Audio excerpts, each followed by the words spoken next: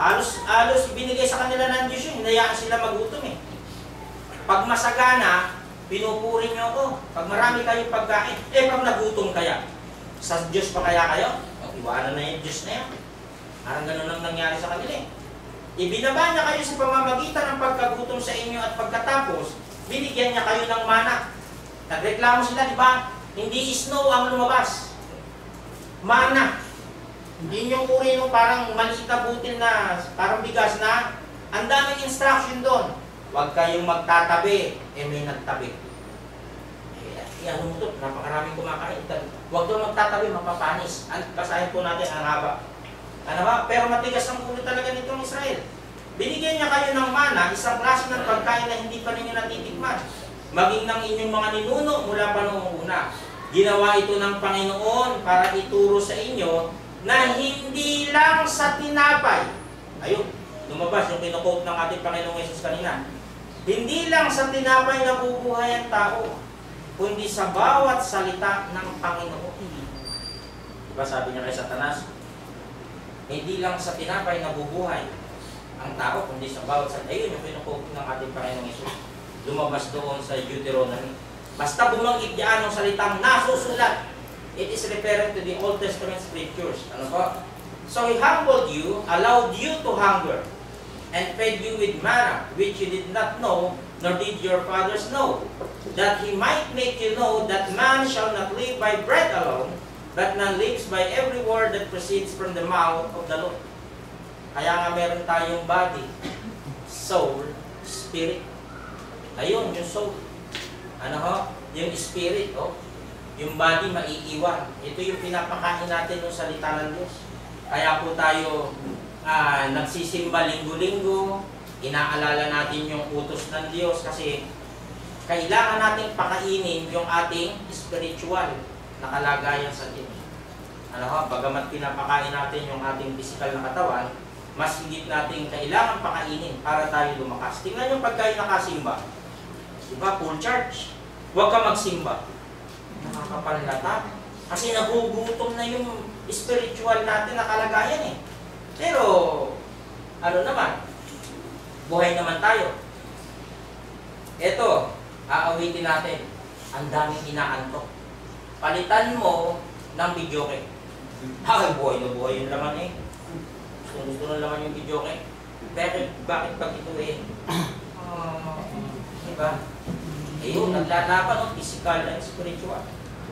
Na dapat matutunan ng tao yung mga ganong pamamaraan na nakasalig tayo sa salita ng Diyos, mga kapatid. Yan yung makapagpapalakas sa atin. 8.4. Sa loob ng 40 taon, hindi na luma ang mga damit ninyo. Diba? Binanggit pa rito. At hindi na maga ang mga paa ninyo sa paglalakbay. Kasi pahinto-hinto sila. No? May mga dala-dala silang tent kung saan abutan ng gabi. Hinto. Pahinga. O, sa tagal ng 40 taon na yan. Ano yung inirereklamo nila?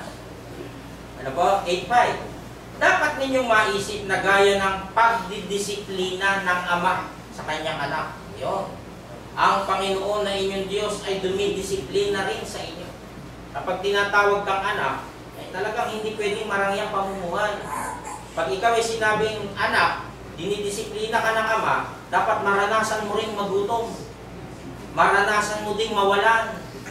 Kung talagang ikaw ay tunay na anak ng Diyos, magtitiis ka. Di po ba? 8.6. Kaya sundin ninyo ang mga utos ng Panginoon na inyong Diyos.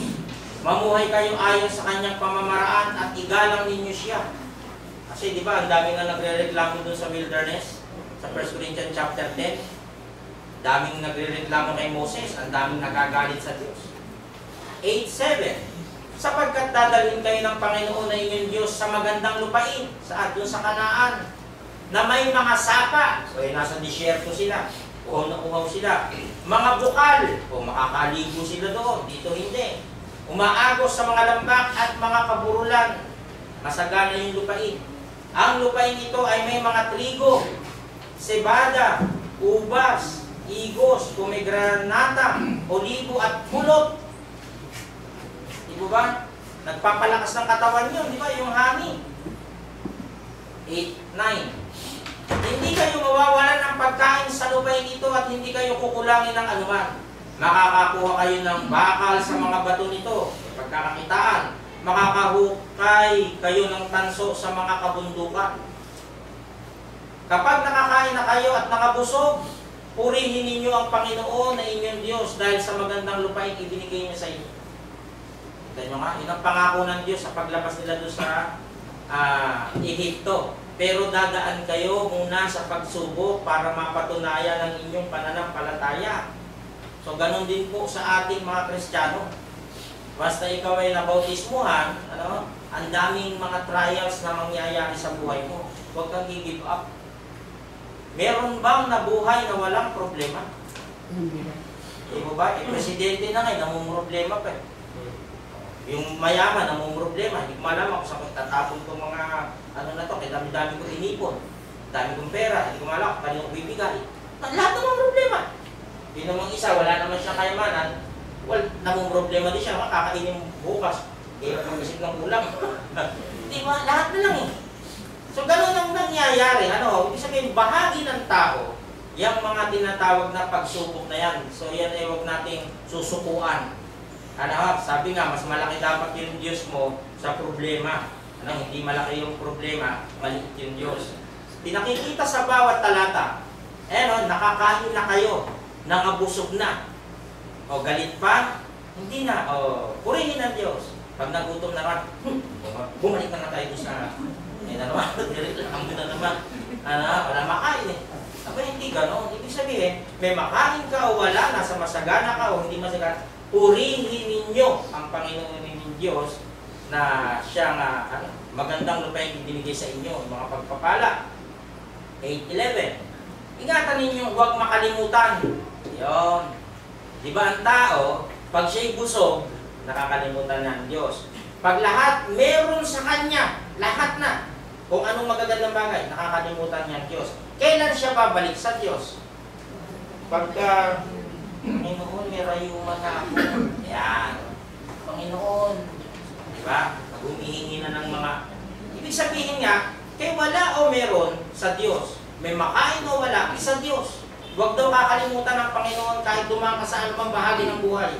Mahirap, masagana, sa Diyos pa rin ang lahat ng credit. Sa Kanya pa rin lahat ng papuri. Ingatan ninyong huwag makalimutan ng Panginoon na inyong Diyos at huwag ninyong susuwayin ang Kanyang mga utos at mga tuntunin na ibinigay ko sa inyo sa araw na ito. Kapag nakakain na kayo at nangabusog, at kapag nakapagpatayo na kayo ng maayos na matitirahan, at dumami na ang inyong mga hayop, pilak dito at mga ari-arian. Ibig sabihin, nandun pa rin dapat yung Diyos. Pinupuri pa rin. Siguraduhin nyo hindi kayo magyayabang. Diba? Bakit? Meron na akong ginto, meron na akong pilak, lahat marami na akong kayamanan. Ayaw ng Diyos yung mayabang eh. Dapat lagi kang mababa. Ayan siguraduhin ninyo hindi kayo magyayabang at lilimot sa Panginoon na inyong Diyos na naglabas sa inyo sa Ehipto kung saan kayo hinalikin. Kaya, sinasabi sa kanila, required sa Israel, dapat kayong magutom. Dapat kayong mag-ayuno para mapatunayan kung ang Diyos pa rin ay mamahalin ninyo sa kabila ng kayo gutom. The law required fasting once a year on the Day of Atonement. Utos po yan sa Israel. Ito yung talata. Sa araw ng pagtubos, dapat nag-aayuno sila. Ang ika-10 araw ng ika-7 buwan ding iyon ay araw ng pagtubos.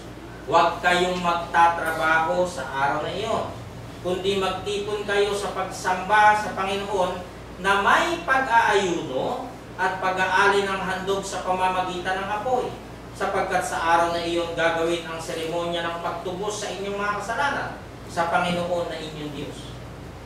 Diba? Halimbawa, magpo-confess ka. Panginoon, nakagawa ko, nakapatay ako ng 10 tao. O pagka ganyan ang lalapit ka sa Diyos, ang sabi diyan, huwag kayo magtatrabaho sa araw na yon. Igugugol mo yung buong isang araw na yon. Kundi magtipon kayo. Ayun, maggagather sila na may pag-aayuno at pag-aalay ng handog sa pamamagitan ng apoy. Magkakaroon ng matibay na ugnayan kahit doon sa panahon na sila ay nag-aayuno.